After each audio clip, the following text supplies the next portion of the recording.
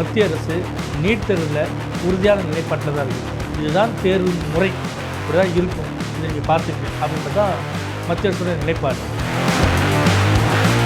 ஆளுநர் ஒப்புதல் அளிக்காத சூழ்நிலையில் கூட தன்னுடைய சிறப்பு அதிகாரத்தை பயன்படுத்தி அந்த மசோதாவுக்கு கையெழுத்தாக்கி சட்டமாக்குறாரு எடப்பாடி பழனிசாமி.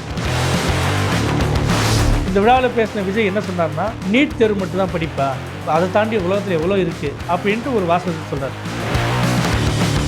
இன்னைக்கு விஜய் பேசியிருக்கிறது பாரதிய ஜனதா தொடர்ச்சியாக சொல்லி வரக்கூடிய அந்த குரலின் நீட்சியா அப்படின்ற ஒரு ஐயம் எழுது.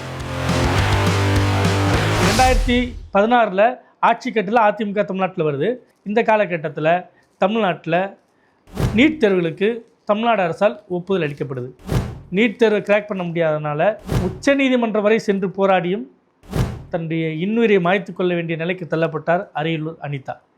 ஆனாலும் கூட மத்திய அரசு நீட் தேர்வில் உறுதியான நிலைப்பாட்டில் தான் இருக்குது.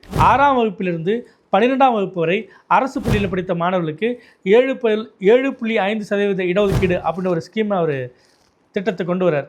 2021 தேர்தல் அப்போது திமுக வந்துட்டு என்ன சொல்கிறாங்கன்னா, நீட்டை ஒழிக்கக்கூடிய ரகசியம் எங்களுக்கு இருக்குது அப்படின்ற ஒரு பிரச்சாரத்தை முன்னெடுக்கிறாங்க. இது பெரிய அளவுக்கு பேசப்படுது, ஆட்சி மாற்றம் ஏற்படுது. இதுதான் சவால் என்ற பிறகு சவாலுக்கு பின்வாங்குபவர்கள் இல்லை, ஆனால் அது சமூக நீதியை பாதிக்கிறதுன்றத குற்றச்சாட்டாக இருக்குது. விஜய் என்ன சொன்னார்னா, நீட் தேர்வு மட்டும் தான் படிப்பா, அதை தாண்டி உலகத்தில் எவ்வளோ இருக்குது அப்படின்ட்டு ஒரு வாசகத்தை சொல்கிறார். நீட்டு மட்டும் தான் உலகமா? நீட்டை தாண்டி இந்த உலகம் ரொம்ப ரொம்ப பெருசு. ஆடு மாடு மேய்க்கிறது ரொம்பவே நல்ல தொழில் தான், நீட்லாம் ஒன்றும் பெரிய விஷயம் கிடையாது அப்படின்ற ஒரு விஷயத்த சீமானை சொல்கிறாரு.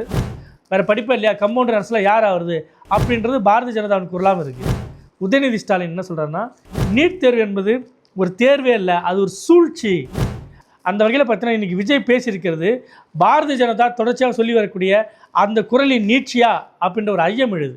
அடுத்த முறை திமுக தேர்தலில் போட்டியிடும்போது ஏன் என்ன ஆச்சு அந்த நீட் ரகசியம்ட்டு வாக்காளர்கள் கேள்வி எழுப்பிட்டோம், அதன் மூலியமாக வெற்றி வாய்ப்புகள் தீர்மானிக்கப்படட்டும். தமிழ்நாட்டிற்கு நீட்டிலிருந்து விலக்கு அளிக்கப்பட வேண்டும். இல்லை என்றால் நீட் தேர்வுக்கான வினாத்தாளுக்கான வகையில் நம்ம மாணவர்களுக்கான பாடத்திட்டங்கள் மாற்றியமைக்கப்பட வேண்டும்.